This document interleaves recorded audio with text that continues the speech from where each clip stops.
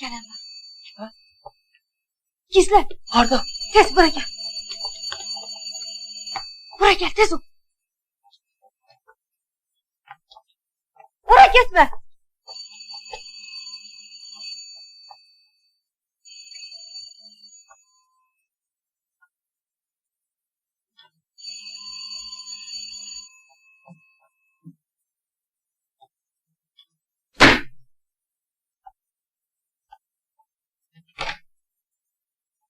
Nona qayıtdı.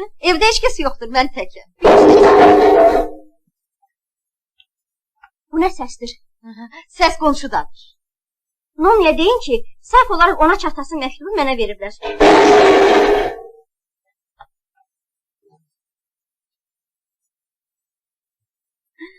Şuracan, fikrinə başqa şey gəlməsin. Günah məndə deyil. Bilirsən necə oldu?